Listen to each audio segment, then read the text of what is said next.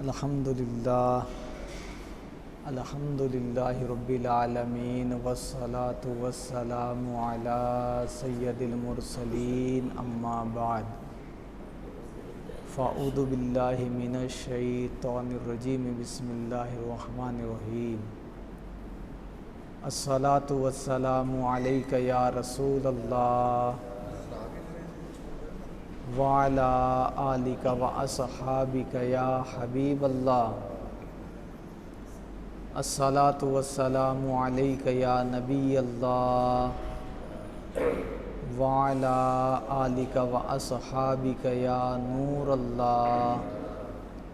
اعتکاف کی نیت کر لیجئے، نویت سنت الاعتکاف۔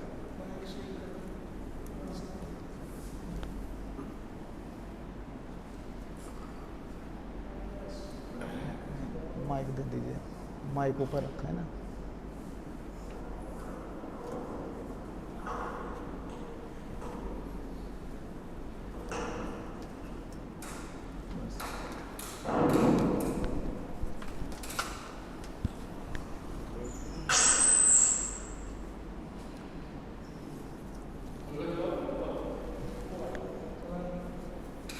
نبی اکرم شاہ بنی آدم صلی اللہ تعالی علیہ وآلہ وسلم پر درود و سلام پڑھنے کی بے شمار فضیلت و برکات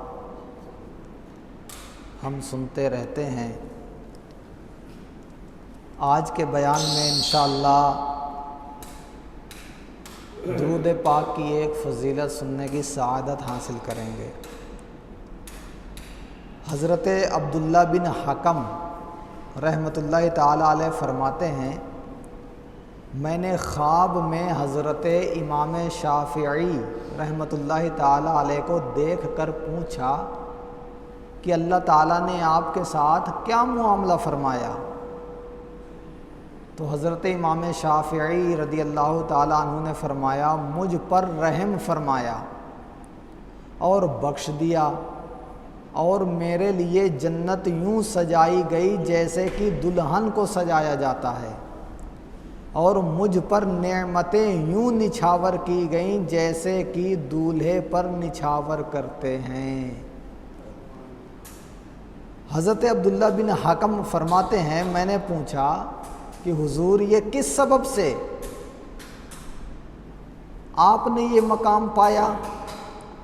تو امام شافعی رحمۃ اللہ تعالی علیہ نے فرمایا، میری کتاب الرسالہ میں جو درود پاک لکھا ہے اس کے سبب سے، یعنی امام شافعی نے اپنی کتاب میں ایک درود پاک لکھا تھا، اس درود پاک لکھنے کی وجہ سے اللہ تعالیٰ نے ان کو بخش دیا۔ خواب دیکھنے والے عبداللہ بن حکم رحمۃ اللہ تعالی علیہ فرماتے ہیں کہ میں نے امام شافعی سے پوچھا کہ وہ درود کس طرح ہے؟ تو امام شافعی نے فرمایا، وہ درود یوں ہے، صلی اللہ علی محمد عدد ما ذکرہ الذاکرون وعدد ما غفل عن ذکرہ الغافلون۔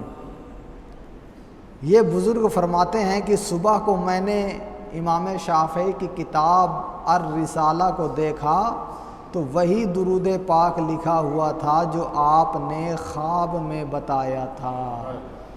آئیے اس درود پاک کو ایک مرتبہ ہم بھی پڑھ لیتے ہیں۔ صلی اللہ علی محمد عدد ما ذکرہ الذاکرون وعدد ما غفل عن ذکرہ الغافلون۔ صلو علی الحبیب صلی اللہ تعالی علی محمد۔ پیارے اور محترم اسلام بھائیو، پچھلے جمعہ حقوق العباد کے تعلق سے ہم کچھ باتیں سننے کی سعادت حاصل کیے تھے۔ اس میں ہم نے سنا تھا کہ بندوں کے حقوق جو اسلام نے، شریعت نے رکھے ہیں، ان کو بھی ادا کرنا ہے۔ اگر بندہ نہیں ادا کرے گا تو قیامت کے دن بلکہ قبر ہی میں پھنس جائے گا۔ اور نبی اکرم صلی اللہ تعالی علیہ وآلہ وسلم نے صحابہ کرام سے ایک مرتبہ دریافت بھی فرمایا تھا کہ اے صحابہ یہ بتاؤ کہ مفلس کون ہے، غریب کون ہے؟ تو صحابہ کرام رضی اللہ تعالی عنہم نے عرض کیا یا رسول اللہ، غریب وہ شخص ہے، مفلس وہ شخص ہے جس کے پاس مال و دولت نہ ہو، زمین و جائیداد نہ ہو، دراہم و دینار نہ ہو، وہ مفلس ہے، غریب ہے۔ تو ہمارے نبی، آپ کے نبی، آخری نبی علیہ الصلوۃ والسلام نے فرمایا اے میرے صحابہ سن لو، وہ غریب نہیں ہے جس کے پاس درہم نہ ہو، دنانیر نہ ہو، مال نہ ہو، دولت نہ ہو، زمین نہ ہو، جائیداد نہ ہو، یہ غریب نہیں ہے۔ غریب تو اصل میں وہ شخص ہے جو قیامت کے دن پہاڑوں کی طرح نیکیاں لے کے گیا، لیکن حال یہ ہے کہ اس نے اس کو گالی دی تھی، اس کو مارا تھا، اس سے جھگڑا کیا تھا، اس کا دبا لیا تھا، اس کا کھا لیا تھا، اور جب قیامت کے دن یہ بڑی بڑی نیکیاں اپنے ساتھ لائے گا تو اس نے جن کو ستایا تھا، جن کو تکلیف دیا تھا، جن کے حق کو مارا تھا، وہ سب آ جائیں گے اور رب کی بارگاہ میں عرض کریں گے مولا اس نے مجھے گالی دی تھی، اس نے مجھے مارا تھا، اس نے مجھے ستایا تھا، اس نے میرا پیسہ لیا تھا، اس نے میری زمین دبائی تھی، اس نے میرے ساتھ یہ معاملہ کیا تھا۔ تو اللہ تعالیٰ اس معاملے کے بدلے میں اس کی نیکیاں ان کو دے دے گا۔ اور اگر یہ معاملات ہونے کے باوجود نیکیاں اس کی ختم ہو گئی اور ابھی لوگ باقی ہیں تو پھر کیا ہوگا؟ لوگوں کے گناہ اس کے سر پر ڈال دیا جائے گا اور اس کو جہنم کی جانب بھیج دیا جائے گا۔ تو ہمارے نبی اور آپ کے نبی فرمایا کہ یہ ہے وہ غریب کہ اتنی بڑی بڑی نیکیاں لانے کے باوجود قیامت میں مفلس رہ گیا، غریب رہ گیا اور دوسروں کے گناہوں کے سبب جہنم میں جا رہا ہے۔ اور فرشتے کہیں گے یہ وہ بندہ ہے جو دوسروں کو ستا کر دوسرے کے گناہ لے کر جہنم کی جانب جا رہا ہے۔ تو پیارے اور محترم اسلامی بھائیو، قبر و آخرت کا معاملہ بہت سخت ہے۔ اپنی زندگی کو ایک دم صاف اور شفاف بنانے کی ضرورت ہے۔ آج ہم سوچیں ہماری زندگی کتنے سال کی ہے؟ زیادہ سے زیادہ 100 سال، اور وہ بھی 100 سال کوئی جی نہیں پاتا۔ اور پیارے اور محترم اسلامی بھائیو، اس مختصر سی زندگی میں اگر ہم نے کسی کو تکلیف دی اور اس سے معافی نہ مانگی، اس سے معاف کرانا رہ گیا، تو پھر قیامت میں ہمارا معاملہ بگڑ سکتا ہے۔ اور آپ ایک مرتبہ تصور کریں کہ ہم نے دنیا والوں کا، اپنے مسلمان بھائیوں کو ستایا، ان کا حق دبایا، ان کو ناراض کیا، اور قیامت کے دن جب ہم جائیں گے اور ہمارے حق میں یہ فیصلہ ہو گیا تو پھر ہمارا کیا بنے گا؟ اب بندہ چاہے گا کہ مجھے دوبارہ دنیا میں بھیج دیا جائے تو اب دوبارہ آنے کا کوئی موقع ہے ہی نہیں۔ اب تو معاملہ ختم ہو گیا۔ دنیا تو یہ اعمال کرنے کی جگہ تھی اور آخرت یہ جزا یعنی بدلہ دینے کی جگہ ہے۔ اب وہاں کوئی عمل کام نہیں آئے گا۔ آپ چاہیں کہ میں 1 لاکھ روپے کسی کا دبا لیا ہوں، چلو مرنے کے بعد دے دوں گا، تو کسی کو آپ نے دیکھا ہے کہ دیتے ہوئے؟ بلکہ اگر کسی کا انتقال ہو گیا اور اس نے کسی کا قرض لیا ہوا تھا، اب انتقال ہو گیا تو اس بیچارے کا قرض بھی نہیں ملتا، اور گھر والوں سے آ کے وہ کہے، اس کے بال بچوں سے کہے کہ تمہارے باپ نے مجھ سے 1 لاکھ روپے قرض لیا تھا، تو بیٹے کیا جواب دیتے ہیں کہ صاحب باپ نے لیا تھا، ہمیں تو نہیں معلوم، اب باپ تو انتقال کر گئے، اب معاف کر دو، یا ہم نہیں دیتے ہیں۔ حالانکہ اسلام کا حکم ہے کہ اگر مرنے والے کے اوپر کسی کا قرض ہے تو اس کے چھوڑے ہوئے مال سے قرض ادا کیا جائے گا۔ قرض ادا کرنے کے بعد جو مال بچے گا پھر اس میں بچوں میں تقسیم کیا جائے گا، یہ اصول ہے۔ لیکن پیارے اسلامی بھائیوں، مرنے کے بعد ترنت بال بچے اس کے مال پر قابض ہو جاتے ہیں۔ اگر کوئی قرض یاد بھی دلائے کہ تمہارے باپ نے مجھ سے اتنا روپیہ لیا تھا لہٰذا میرا قرض دو، تو بال بچے اس کی اولاد دینے کے لیے تیار نہیں ہوتے۔ پیارے اسلام بھائیو، عالم یہ ہے، تو اگر ہم نے کسی کا کچھ دبایا ہوگا، کسی کا کچھ لیا ہوگا اور اسی حال میں ہمیں موت آ گئی تو پھر کیا ہوگا؟ ہمارا معاملہ سخت ہو جائے گا۔ اور یہ حقوق العباد یعنی بندوں کا حق ایسا ہے کہ اللہ تعالیٰ بھی اس وقت تک معاف نہیں فرمائے گا جب تک وہ بندہ خود نہ معاف کرے۔ اور پیارا اور محترم اسلام بھائیو، ذہن میں یہ ہو کہ اللہ معاف کرنے والا ہے، تو یقیناً اللہ معاف کرنے والا ہے، لیکن اللہ تعالیٰ حساب و کتاب لینے والا بھی تو ہے۔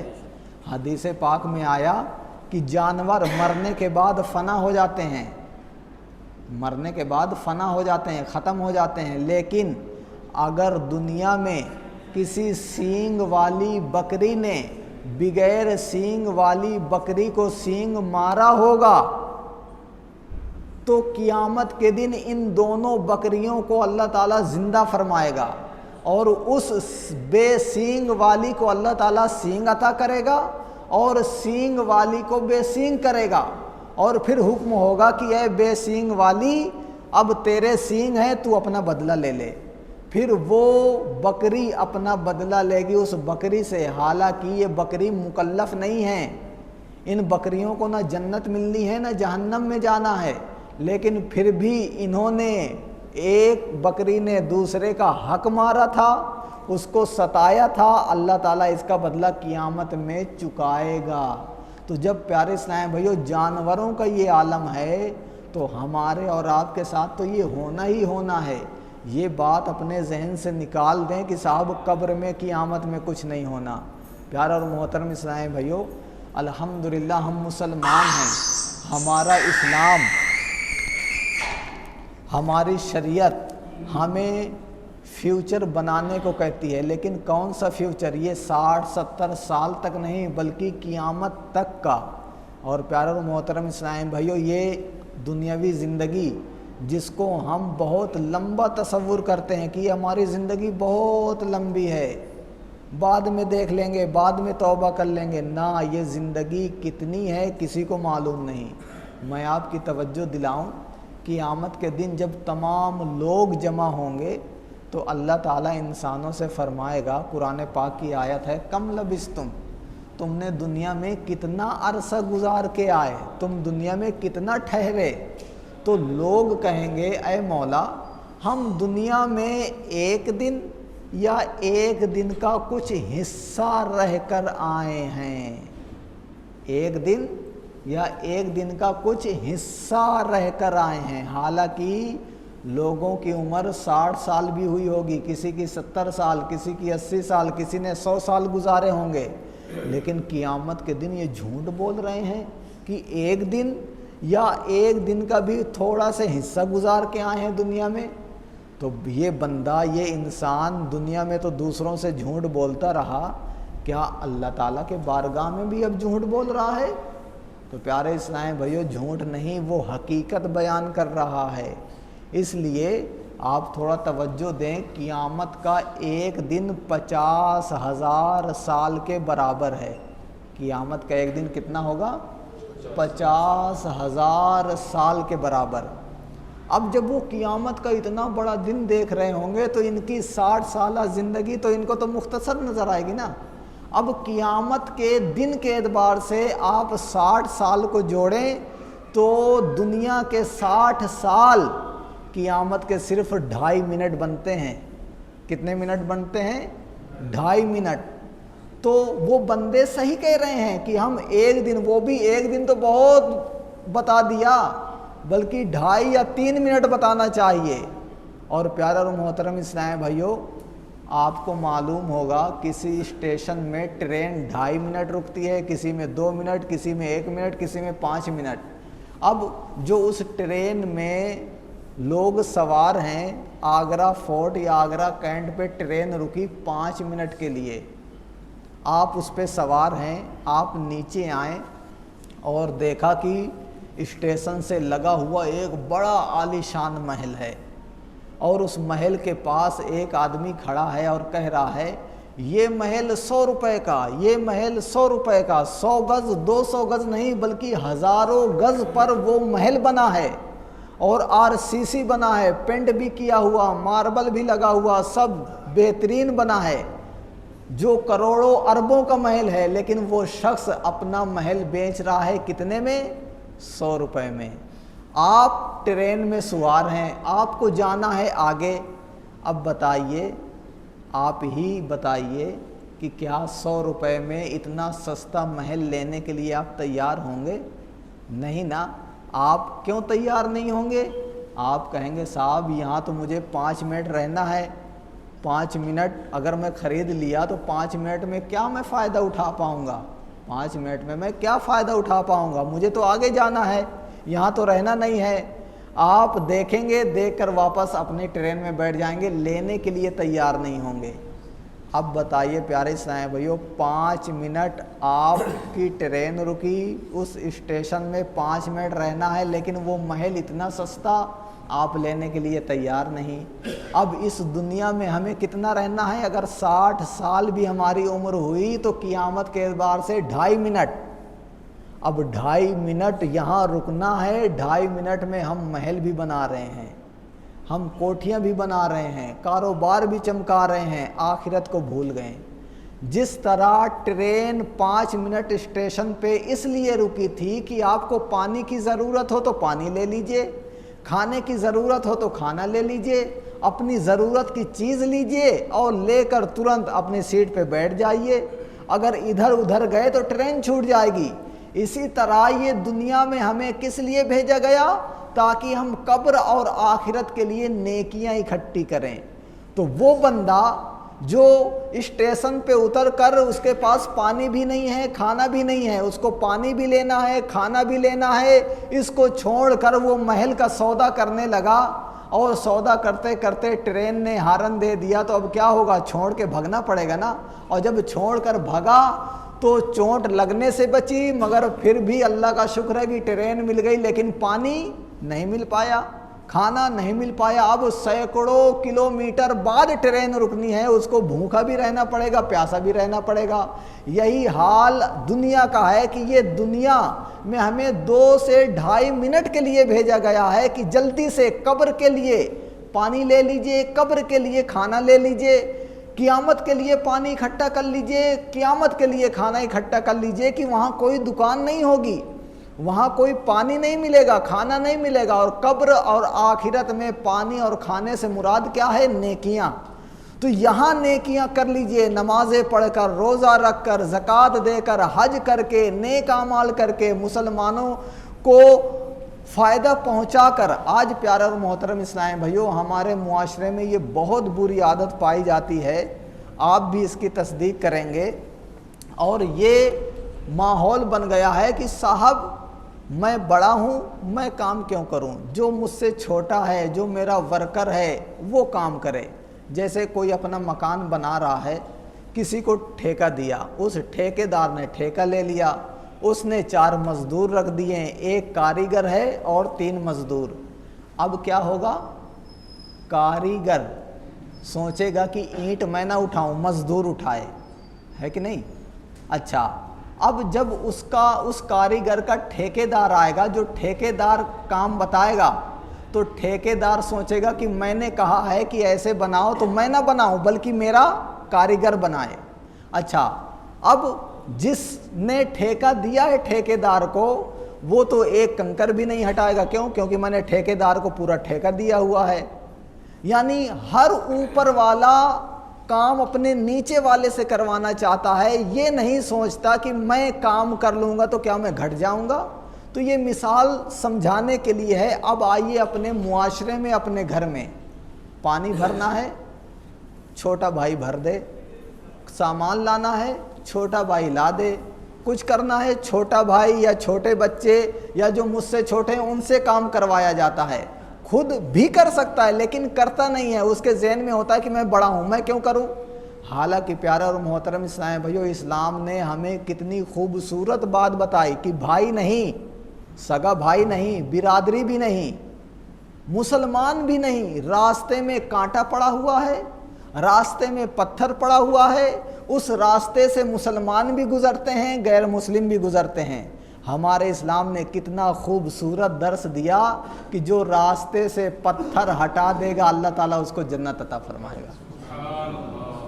یہ نہیں کہا کہ یہ مسلمان کا راستہ ہے، مسلمان کے راستے سے کانٹا اور پتھر اٹھائیے تو جنت ملے گی، کافروں کے راستے سے اٹھاؤ گے تو نہیں ملے گی، نہ، انسانیت کی خدمت۔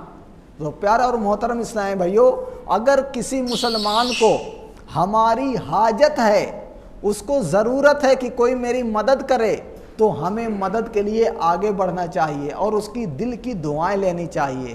ایک مزدور ہے، اپنا سامان اٹھانے کی کوشش کرتا ہے لیکن بھاری ہونے کی وجہ سے اکیلے نہیں اٹھا پاتا۔ ایک شخص گزرا، اس کو کہا کہ میرا بوجھ اٹھا دو، تو اس نے کیا جواب دیا کہ میں تیرا بوجھ اٹھانے کے لیے ہوں، مجھے بہت کام ہے، اور شہروں میں ہر کوئی ویست ہوتا ہے، ہر کوئی اپنے کام میں مشغول ہوتا ہے، وہ کہتا ہے میرے پاس وقت نہیں ہے۔ بھائی اٹھانے میں کتنا وقت لگتا، اگر اس کو ہم اٹھا دیتے تو ہمیں ثواب ملتا کہ نہ ملتا؟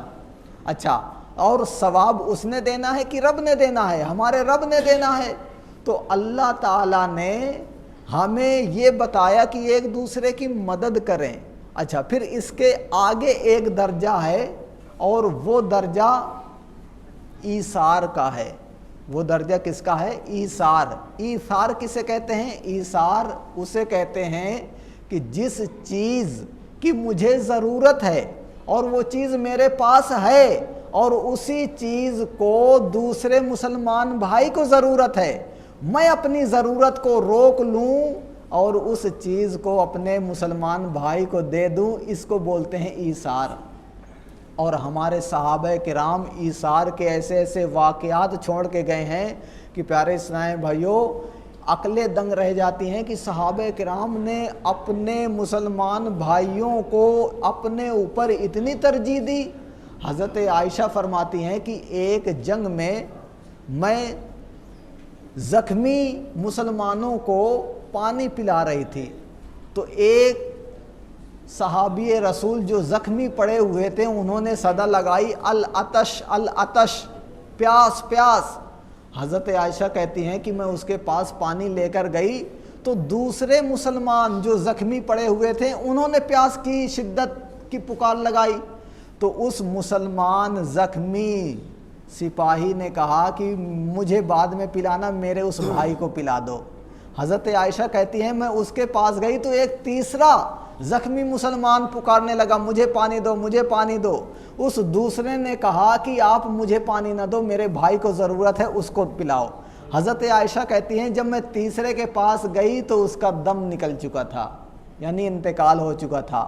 پھر میں دوسرے کے پاس آئی کہ چلو ان کا تو انتقال ہو گیا، ان کو پلا دوں، جب آئی تو ان کا بھی انتقال ہو چکا تھا۔ سوچی کہ پہلے کے پاس چلو اس کو پلا دوں، جان بچ جائے۔ کہتی ہیں جب اس کے پاس پہنچی تو اس کا بھی انتقال ہو گیا تھا۔ پیارے اسلام بھائیو، ہے کوئی ایسی مثال آج کے دور میں کہ جان نکل رہی ہے، جان لبوں پر ہے، لیکن خود پانی پینا ہے تاکہ جان بچ جائے، لیکن دوسرے کو ترجیح دیا کہ دوسرے کو پلا دیا جائے، میرا وہ مسلمان بھائی بچ جائے، میں مروں تو مروں۔ ایسی مثال ہے آج تو یا شیخ اپنی دیکھ والا معاملہ ہے کہ صاحب میں اچھا، سب کچھ اچھا، میرا بھائی مر رہا ہے، مرنے دو۔ اور ہمارے معاشرے میں ایسی بھی مثالیں پیارے اور محترم اسلام بھائیوں ملتی ہیں کہ سننے کے بعد لگتا ہے کہ ہمارا معاشرہ یہ انسانوں کا معاشرہ نہیں ہے، یہ تو جانوروں کا معاشرہ بن رہا ہے۔ میں آپ کو حقیقی واقعہ سناؤں، میرے خاندان میں یہ واقعہ ہوا تھا آج سے 35 یا 40 سال پہلے۔ دو بھائی تھے، ہمارے رشتہ دار ہیں، دو بھائی تھے، ایک بہترین نوکری کرتا تھا بمبئی میں، اور دوسرا بیچارہ تھوڑی کم لیبل والی نوکری کرتا تھا۔ دونوں فیملی رکھے ہوئے تھے، ایک کا اپنا ذاتی مکان تھا، دوسرا بیچارہ کرائے سے رہتا تھا۔ ایک وقت کرائے والے کے اوپر ایسا آیا کہ پیسہ ختم ہو گیا، کھانے کے لالے پڑ گئے، چھوٹے چھوٹے بچے ہیں۔ میاں بیوی نے مشورہ کیا کہ چلو اپنے بڑے بھائی کے پاس چلتے ہیں، کچھ پیسہ لاتے ہیں اور اس سے اپنا پیٹ بھرتے ہیں۔ یہ کہانی نہیں ہے پیارے اسلام بھائیوں، یہ ہمارے معاشرے کی آپ بیتی ہے اور یہ حقیقی واقعہ ہے۔ جب وہ میاں بیوی اپنے بڑے بھائی کے پاس گئے تو انہوں نے بٹھایا، انہوں نے کہا کہ ہمارے کاروبار میں تھوڑا معاملہ ہو گیا ہے، ہمیں 1000 روپیہ دے دو۔ اس دور میں 1000 بہت زیادہ ہوتا تھا۔ 1000 دے دو، جب ہمارے پاس آ جائے گا تو ہم لوٹا دیں گے۔ ادھار مانگا تھا، قرض مانگا تھا۔ یہ کہنے کے بعد بڑے بھائی اپنے سگے بھائی کو کیا جواب دیتا ہے؟ صاحب اتنا پیسہ ہمارے پاس نہیں ہے، ہم تو خود ہی پردیس میں پڑے ہیں۔ اب بڑے بھائی کے زبان سے یہ کلمہ سگا بھائی سنے گا تو اس کا دل ٹوٹے گا نہیں؟ دونوں میاں بیوی ایک دوسرے کا ہاتھ پکڑ کے چلنے لگے۔ بھوک کی شدت تھی، کھانے کو بھی نہیں پوچھا، ناشتے کو بھی نہیں پوچھا، پانی کو نہیں پوچھا۔ کچھ راستہ چلنے کے بعد اس چھوٹے بھائی کی بیوی بے ہوش ہو کر گر پڑی۔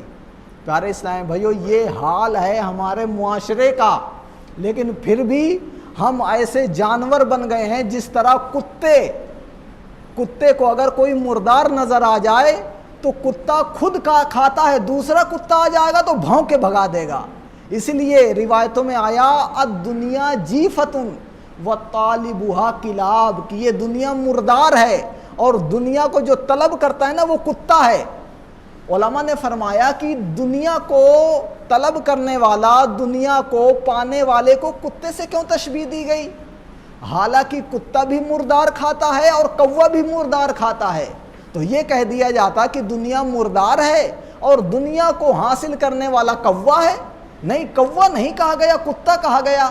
تو بزرگان دین نے فرمایا کتا اس لیے کہا گیا کہ کوا صرف دن میں کھاتا ہے، رات میں نہیں کھاتا، رات میں اڑ کے اپنے گھونسلے میں چلا جاتا ہے، لیکن کتا دن میں بھی کھاتا ہے، رات میں بھی کھاتا ہے۔ اسی طرح دیکھو، انسان دن کے بھی کماتا ہے، رات کے بھی کماتا ہے۔ اچھا، کوا اگر کسی مردار کو دیکھ لے تو اکیلے نہیں کھاتا، وہ کاؤں کاؤں کر کے اپنے پوری جماعت، پورے خاندان، پورے برادری کی دعوت کرتا ہے، خود بھی کھاتا ہے، دوسرے کووں کو بھی کھانے دیتا ہے، لڑائی نہیں کرتا۔ لیکن کتا اگر کسی مردار کو دیکھ لے تو جھپٹ پڑتا ہے اور خود کھاتا ہے، دوسرا کتا آ جا تو بھونک کے بھگا دیتا ہے۔ آپ نے دیکھا یہ معاملہ؟ اگر نہ دیکھا ہو تو کبھی دیکھ لیجئے گا۔ آپ تھیلی اپنے گھر کا کچرا لے کر جائیے گا اور پھینکیے گا، 5-4 کتے ہوں، جب ایک کتا آپ کے تھیلی کے پاس جائے گا نا، دوسرا کتا نہیں جائے گا۔ اگر جائے گا تو وہ پہلا والا کتا بھونک کے اس کو بھگائے گا۔ تو کتا کیوں نہیں فرمایا، کوا کیوں نہیں کہا گیا، کتا ہی کیوں کہا گیا؟ کیونکہ کوا صرف دن میں کھاتا ہے، رات میں نہیں کھاتا۔ کتا رات میں بھی کھاتا ہے، دن میں بھی کھاتا ہے۔ کوا اکیلے نہیں کھاتا، پوری برادری کے ساتھ کھاتا ہے، لیکن کتا اکیلے کھانے کی کوشش کرتا ہے۔ یہی حال ہمارا ہے کہ ہم اپنے مسلمان بھائی کو دیکھنا نہیں چاہتے۔ ہماری دکان ہے پاس میں، دوسرے مسلمان بھائی کی دکان ہے، ہم چاہتے ہیں سارے گراہک میرے پاس آئیں، میرے بھائی کے پاس نہ آئے۔ تو پھر تعویذ ہے تو گنڈا ہے تو جادو ہے تو ٹونا ہے، تو پھر اس کی برائی ہے، صاحب وہ نقلی مال دیتا ہے، مہنگا مال دیتا ہے، آپ ہم سے لیا کرو، ہم تجھے اچھا مال دیں گے۔ اچھا، جہاں سے تیرا مال آتا ہے وہیں سے اس کا مال آتا ہے، تیرا اصلی اس کا ڈپلیکیٹ کیسے ہو گیا؟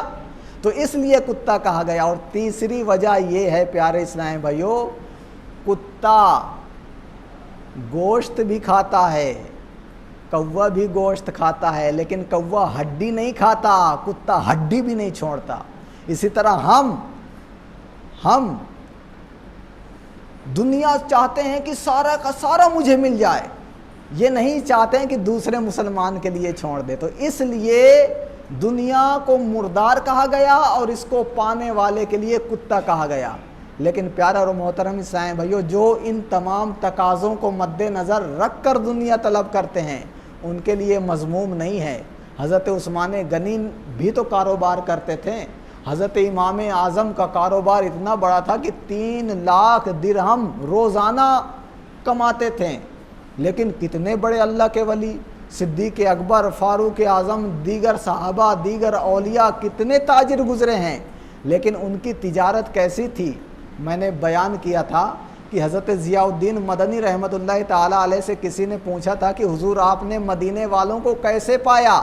تو انہوں نے کیا جواب دیا تھا کہ مدینے والوں کو میں نے ایسے پایا کہ ایک تاجر کے پاس ایک حاجی صاحب کپڑا لینے کے لیے گئے، غریبوں میں تقسیم کرنے کے لیے۔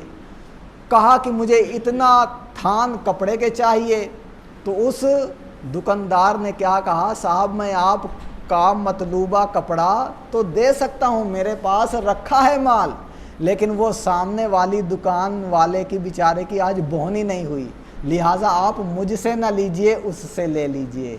یہ ہے اسلام۔ اور آج اگر اس طرح کا معاملہ ہو، نہیں صاحب وہ تو ڈپلیکیٹ دیتا ہے، وہ تو مہنگا دیتا ہے، آپ مجھ سے ہی لیا کرو، میں 5 روپے کم میں دوں گا، یہ معاملہ ہے آج۔ حالانکہ وہ ہمارے بھائی کی دکان ہے، مسلمان ہے، لیکن پھر بھی ہم اس کی کاٹ کرنے میں لگے رہتے ہیں۔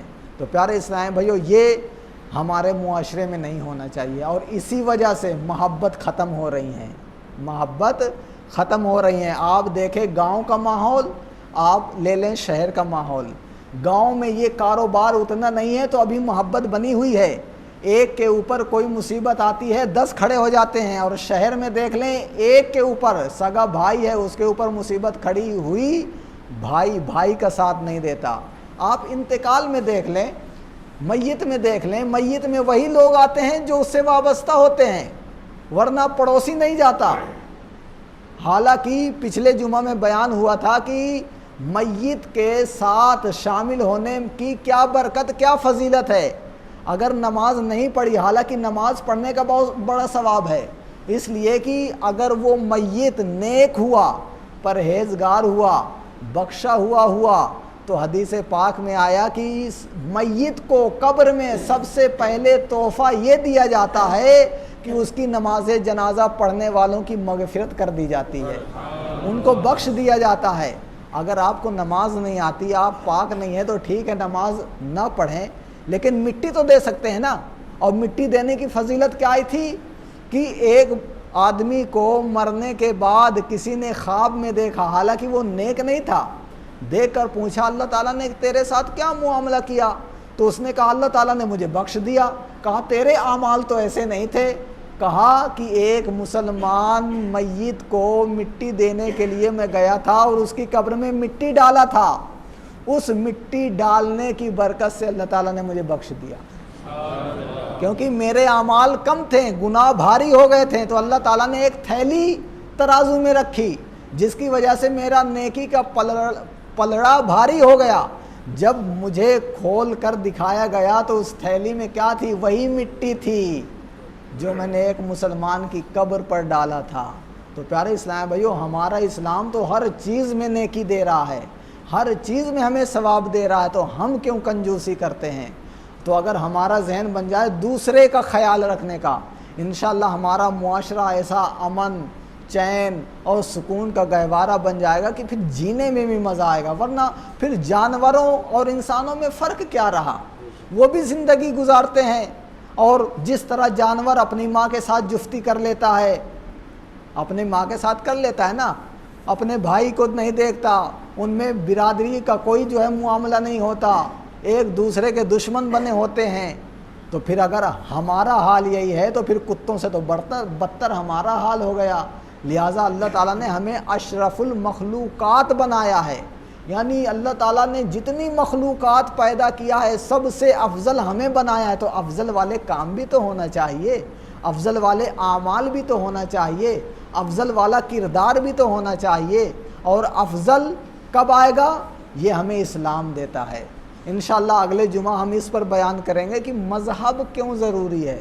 ہم مذہب اسلام والے ہیں نا، تو انسان کے لیے مذہب کیوں ضروری ہے، مذہب کو فالو کرنا، مذہب کو ماننا کیوں ضروری ہے، اور پھر دین اسلام ہی مذہب کیوں ضروری ہے۔ انشاءاللہ اس پر کچھ روشنی ڈالیں گے۔ اللہ تعالیٰ کی بارگاہ میں دعا ہے کہ ہمیں عمل کرنے کی توفیق عطا فرمائے، آمین بجاہ النبی الآمین۔ ایک وظیفہ سماعت فرمائیں، پہلے بھی بیان کیا تھا، اب نیت ہے انشاءاللہ ہر جمعہ میں ایک وظیفہ بیان کیا جائے گا۔ اگر کسی کے پاس مال ہے، سونا ہے، چاندی ہے، پیسہ ہے، اور چاہتا ہے کہ وہ مال چوری نہ ہو، اس کا وظیفہ یہ ہے کہ 10 مرتبہ یا جلیلو یا جلیلو یا جلیلو پڑھ کے اس مال یا اس رقم یا اس چیز میں دم کر دیجئے، انشاءاللہ وہ مال، وہ سامان چوری ہونے سے محفوظ رہے گا۔ صلو علی الحبیب۔